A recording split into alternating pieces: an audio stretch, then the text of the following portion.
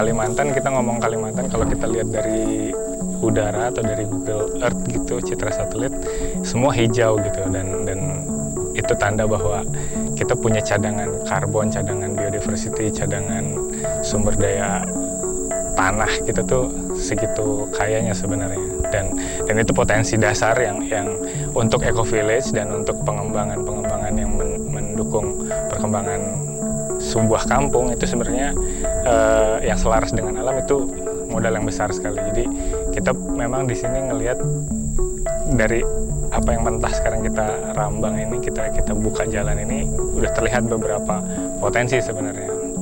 Kayunya, serasahnya, cadangan karbonnya, tebal topsoilnya, dan lain sebagainya gitu. Jalannya ini dan ini.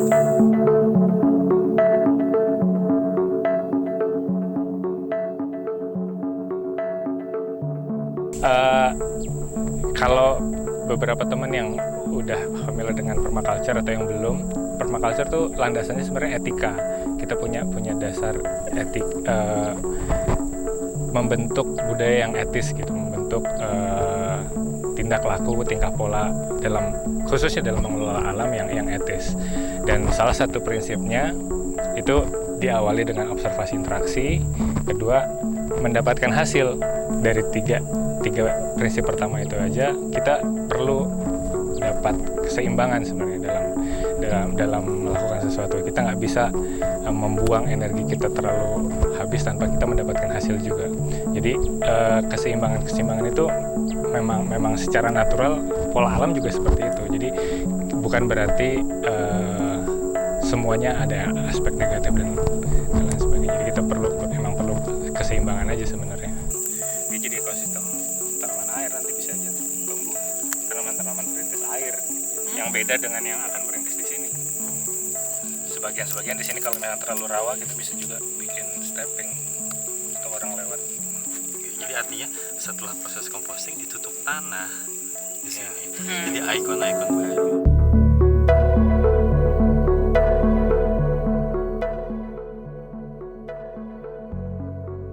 Ada lagi dalam 12 prinsip permaculture itu, salah satunya adalah menggunakan solusi kecil dan perlahan. Nah, di situ kita memang untuk bisa berinteraksi dan mengobservasi alam dengan baik, kita perlu waktu memang, dan alam juga perlu waktu untuk meregenerasi dirinya. Seperti yang kita lihat di tanah ini, kalau kita lihat sedikit di bawahnya ada bagian serasa yang kering, ada serasa yang basah. Nah, di bagian serasa yang basah itu sudah ada waktu yang terjadi di sana, dia udah punya kesuburan yang lebih dibanding yang masih kering. Jadi seperti itu juga kita mimik cara alam bekerja, dan proses perlahan itu jadi hal yang penting, dan jangka waktunya in a long run tuh jadi penting. Kita bisa dapat hasil yang mungkin berkali lipat dan dapat modal yang berkali lipat dibanding kita cut and fill dengan proses yang singkat gitu. Sekarang informasi dan segala macam membuat kita merasa segala sesuatu bisa dilakukan dengan cepat. Memang ada teknologi yang bisa membuat itu, tapi ada juga proses-proses yang tidak bisa kita percepat gitu dengan cara, apalagi untuk sesuatu ide baru yang sudah lama ditinggalkan ini. Jadi kita perlu untuk perlahan mengenali lagi bagaimana alam bekerja.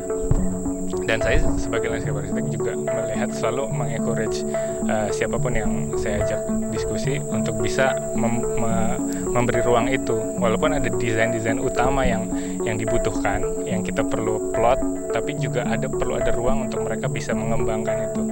Jadi kita nggak langsung jadi penentu hasil akhirnya dalam desain gitu. Jadi banyak sekali potensi yang mungkin bisa berkembang dan multiplying gitu. Misalkan kalau kita nggak tentukan hasil akhirnya langsung tapi kita tahu gambar besarnya gitu.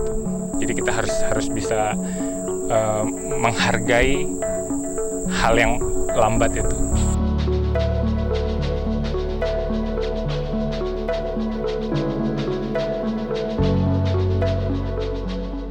Batu-batu eco village itu memang perlu waktu untuk bisa memahami lahannya dan bisa mengembangkan dengan bijak, dengan baik gitu, dan mendapatkan hasil yang lebih baik juga.